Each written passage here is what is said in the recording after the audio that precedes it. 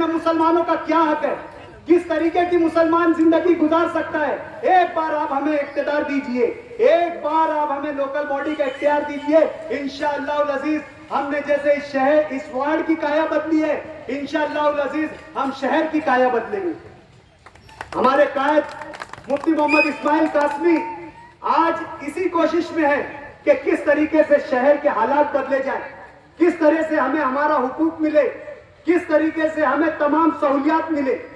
इसके लिए यह लाया अमल किया जा रहा है कि आने वाले वक्त में मजलिस इत्तेहादुल मुस्लिमीन कॉरपोरेशन पर हमारा झंडा लहराए, ताकि आप लोगों को यह महसूस हो कि यह आप लोगों की अपनी क़यादत है।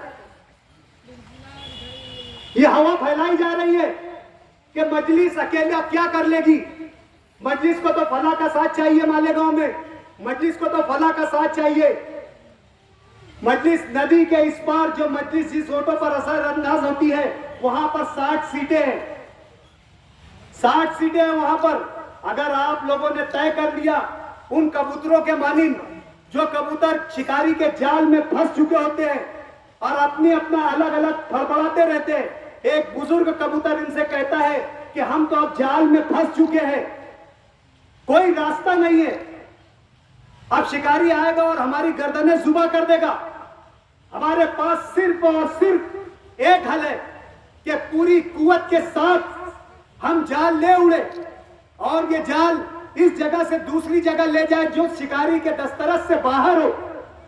वहां हम ये जाल ले जाकर फिर कोई नया आइडिया सोच सकते हैं। यार जिंदा सोबत बाकी उड़ के अगर ये जाल हम लेकर जाएंगे जहां शिकारी नहीं पहुंचता है तो कोई नई आइडिया हमारे दिमाग में आ सकती है, हम ये जाल को कतर सकते हैं। और अगर ये जाल को हम कतर लेंगे तो हम दोबारा आजाद हो जाएंगे। और ये कोशिश के साथ वो जाल लेकर उड़ते हैं, एक रहमदिल किसान के खेत में उतरते हैं। वो किसान इन परिंदों को इस हालत में देखता है और वो जो जाल होता है वो जाल को काट कर उनको आजाद कर देता है। अगर हमने ये सोच लिया कि मालेगांव शहर में मजलिस को क़यादत देना है तो हम 60 के 60 सीट चुन कर ला सकते हैं, पूरा का पूरा जाल लेकर रख सकते हैं और इस शहर को इस सियासी अंधेरे से निकाल सकते हैं।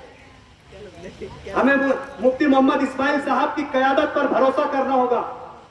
जिस तरीके से आपने असेंबली इलेक्शन में मुफ्ती साहब पर भरोसा किया, जिस तरीके से आपने मुफ्ती मोहम्मद इस्माइल पर अपना मुकम्मल एतमाद बताया, आज मैं आपको इस आवामी सतह की मीटिंग से कहता हूं, मुफ्ती मोहम्मद इस्माइल साहब मेरे कायद थे, कायद है और कायद रहेंगे और मैं उनका आम और अदना वर्कर हूं, उनके हुक्म का पाबंद हूं। अगर मुफ्ती मोहम्मद इस्माइल साहब मुझे ये कहते हैं कि डॉक्टर खालिद तुम्हारा इलेक्शन लड़ना पार्टी के फायदे के लिए और शहर के फायदे के लिए नहीं है, तो यकीनन मैं उफ नहीं करूंगा, बिला चू और चरा ये इलेक्शन से अपना नाम वापस ले लूंगा।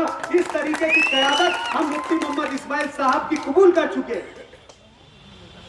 और हम बार बार कहते हैं कि अलग अलग नजरिए के साथ एक साथ रहने को हम इत्तेहाद कहते हैं। अगर आपको मुफ्ती मोहम्मद इस्माइल कासमी की क़यादत पर भरोसा है, आपको अगर मुफ्ती मोहम्मद इस्माइल कासमी की लीडरशिप पर भरोसा है तो आपका मोस्ट वेलकम। आपको आपका हक दिया जाएगा, आपको इज्जत दी जाएगी। जिस तरीके में आप जो पिछले वक्तों में बेवकत थे फिर भी आपको इज्जत दी गई, इस मर्तबा भी आपको इज्जत दी जाएगी। लेकिन सवाल इज्जत का इज्जत के साथ होना चाहिए। क़यादत को तस्लीम करना चाहिए, क़यादत को मस्क करने की कोशिश छोड़ना चाहिए, बदगुमानी छोड़ना चाहिए, पीठ पीछे खंजर घोंपने का काम बंद करना चाहिए। उस वक्त ये बात होगी कि हम और तुम मिलकर आगे अपना कारवां बढ़ा सकते हैं। वरना मेरा अपना जाती नजरिया ये कहता हूं कि मुफ्ती मोहम्मद इस्माइल की क़यादत को शहर में किसी की जरूरत नहीं है। मुफ्ती मोहम्मद इस्माइल कासमी की क़यादत इतनी असरअंदाज है कि अपने बलबूते पे वो मालेगांव शहर का इलेक्शन लड़ सकती है और यहां पर अपनी मेजॉरिटी साबित कर सकती है। ये हमारा सियासी मंशूर है। हमने आवामी सतह पर और पब्लिक मीटिंग में हमारी बात रख दी है। मैं मुफ्ती मोहम्मद इस्माइल कासमी और मजलिस के मानने वालों से गुजारिश करता हूं कि अपने सियासी मकसद को ना भूलिए। हमें मुत्तहिद होकर इत्तेहाद के साथ एक दूसरे पे भरोसा करते हुए बदगुमानी ना पालते हुए अगर किसी को किसी के बारे में कोई बात मालूम होती है तो हर एक छोटे से बड़े वर्कर को यह हक रहेगा कि वो उससे बास पूछ कर सकता है। अगर लीडर के बारे में किसी बात की आपको बात मालूम होती है तो यह आपका इख्तियार है, लीडर आप लोगों से है, आप लीडर से पूछ सकते हैं कि इस तरीके के आपके मामलात है, आए ये दुरुस्त है या गलत, ये आपका हक है। लेकिन खुदारा बदगुमानी मत पालिए और एक मिशन के साथ आज से आने वाले कॉर्पोरेशन इलेक्शन में लग जाइए। इतनी ही बात कहकर मैं अपनी बात खत्म करता हूँ।